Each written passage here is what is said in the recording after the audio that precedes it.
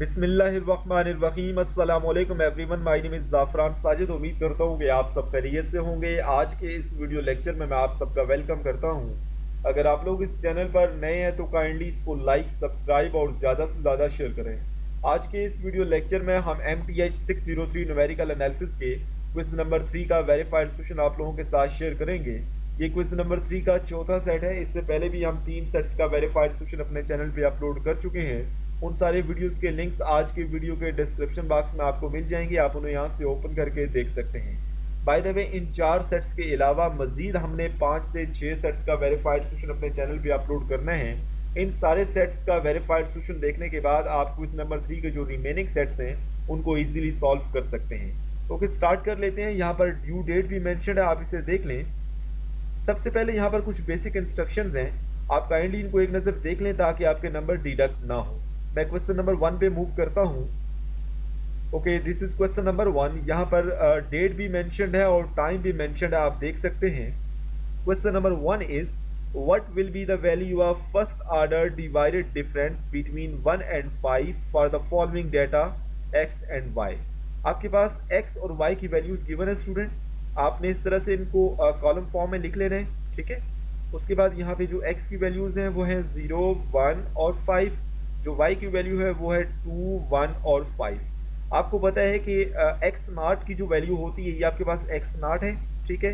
ये आपके पास x1 है, ये x2 है। सिमिलरली ये y नॉट है, ये y1 है और ये y2 है। x नॉट की वैल्यू पर जो हमें y नॉट की वैल्यू मिलती है वो बेसिकली हमारे पास जो है ना वो जीरो ऑर्डर का डिवाइडेड डिफरेंस होता है। तो ये जो नंबर 2 है ये जीरो ऑर्डर का डिवाइडेड डिफरेंस है।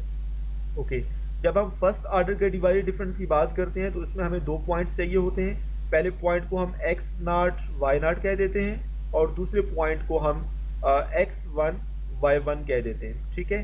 तो आपके पास इन दोनों पॉइंट्स के जो x कोऑर्डिनेट्स हैं उनको हम इस तरह से लिख लेते हैं y square bracket x not x1। तो ये बेसिकली फर्स्ट ऑर्डर का जो डिवाइडेड डिफरेंस होता है उसकी रिप्रेजेंटेशन होती है। इस हवाले से भी आपसे क्वेश्चनिंग की जा सकती है। This is equal to y1 minus y not divided by x1 minus x not. यहाँ पर आप सारी वैल्यूज पुट करते हैं स्टूडेंट। आपके पास x नॉट की वैल्यू 0 है, x1 की वैल्यू 1 है।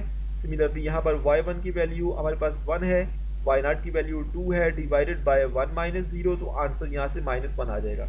मतलब इन दो नंबर्स का ये जो 0 और 1 जिसके x कोऑर्डिनेट्स हैं, इन दो का जो हमारे पास फर्स्ट ऑर्डर डिवाइडेड डिफरेंस आता है वो -1 है, ठीक है।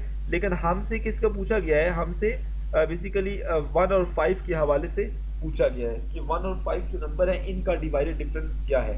मतलब ये जो x1 y1 और x2 y2 दो पॉइंट्स हैं, इनके फर्स्ट ऑर्डर डिवाइडेड डिफरेंस के हवाले से क्वेश्चनिंग की गई है, ठीक है।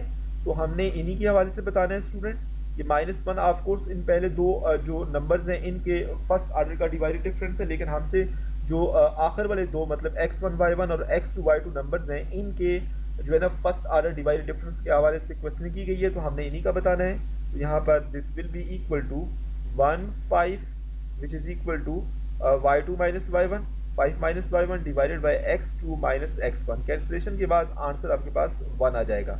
तो इस वजह से इसका जो करेक्ट ऑप्शन है वो ऑप्शन डी है। इस तरह के क्वेश्चन जो है ना वो पहले 3 सेट्स में भी काफ़ी आए हैं स्टूडेंट। इनको आपने सही तरह से अंडरस्टैंड करना है ताकि इससे रिलेटेड कोई भी क्वेश्चन आए तो आप इजीली सॉल्व कर सकें। ओके, बात कर लेते हैं क्वेश्चन नंबर 2 की।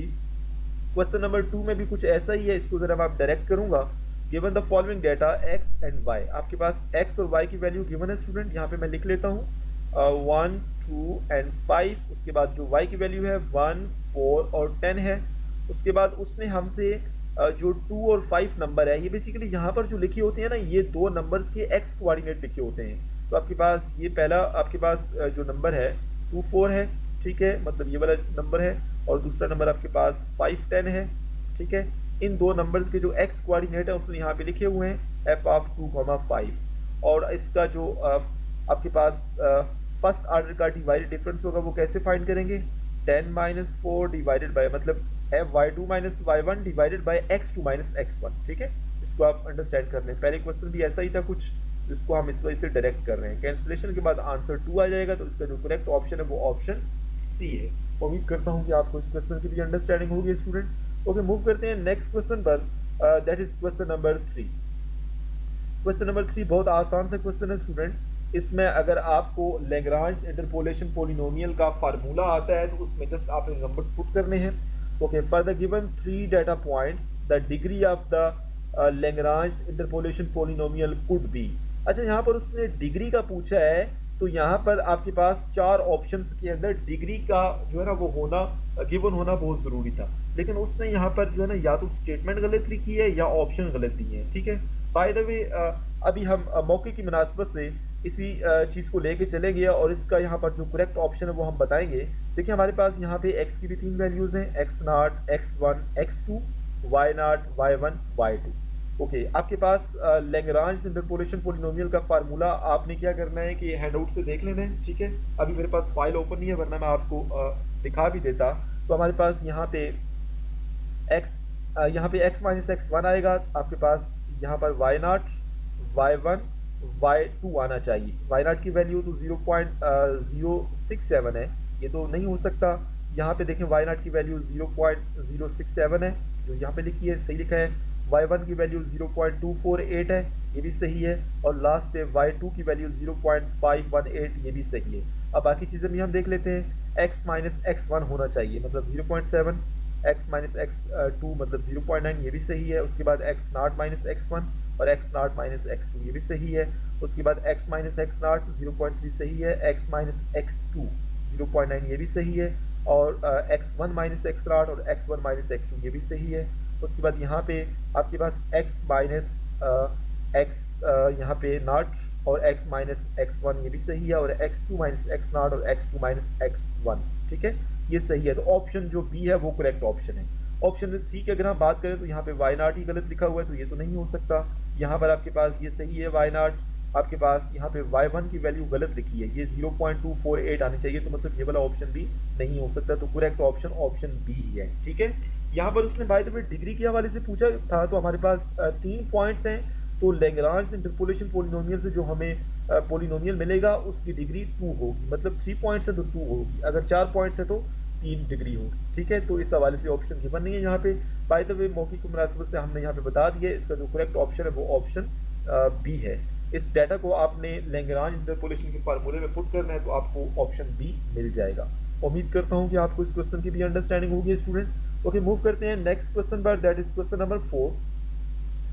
Question number 4 is for the given data points 1, 2, 3 and 4, the zero order divided difference will be given as y of x naught, जो कि y naught के बराबर होता है। ये जीरो ऑर्डर का डिवाइडेड डिफरेंस होता है। इसका जो करेक्ट ऑप्शन है वो ऑप्शन बी है।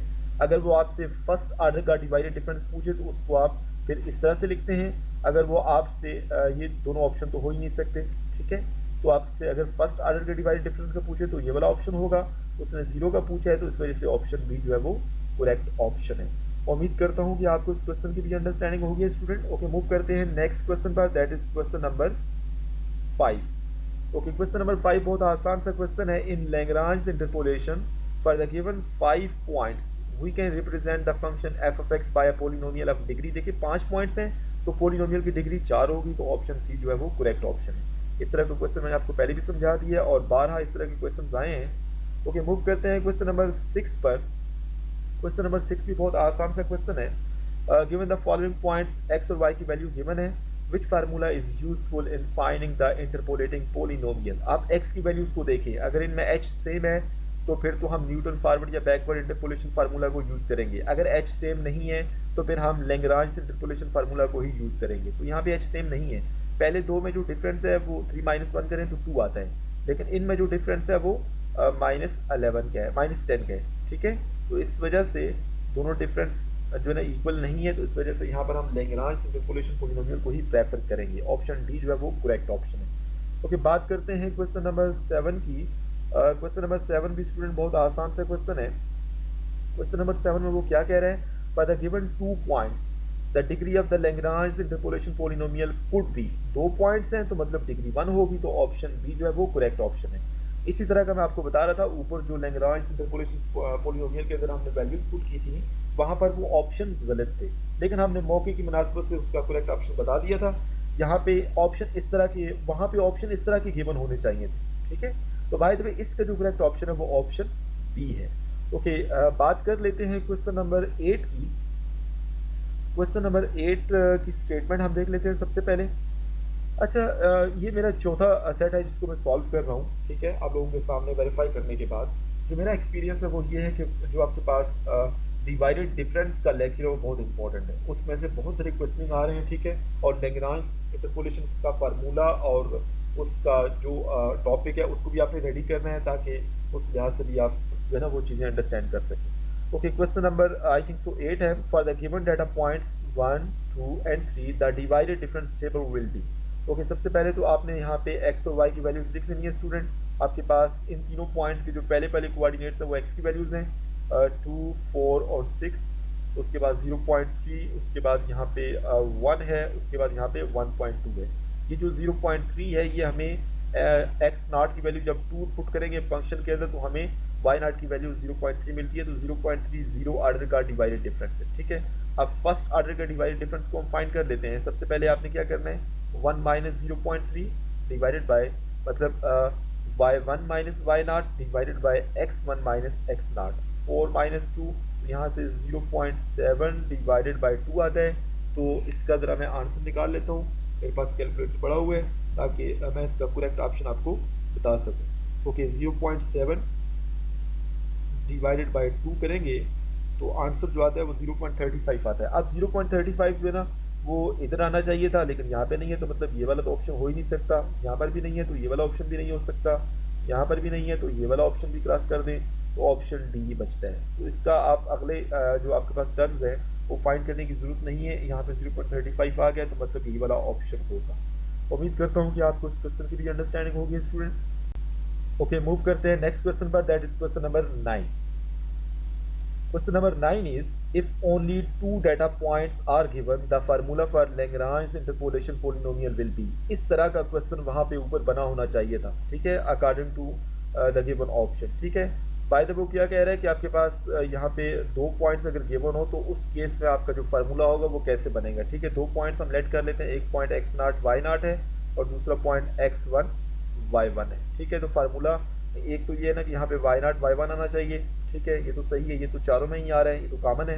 अच्छा, उसके बाद यहाँ से x minus x one, x naught minus x one, x minus x naught और x1 minus x naught. Option a जो है वही करेक्ट ऑप्शन, ठीक है। आप बेशक फार्मूला को देख लें। ओके, क्वेश्चन नंबर 10 जो कि सेट का आखिरी क्वेश्चन उसकी हम बात कर लेते हैं। Question number 10 is, Lagrange's interpolation formula is used when the values of the independent variable are not equally spaced. Option C is the correct option. अगर आप लोगों को ये वीडियो पसंद आई है तो काइंडली इस वीडियो को लाइक करें, मेरे चैनल को सब्सक्राइब करें और ज़्यादा से ज़्यादा शेयर करें। Thank you so much for watching my video.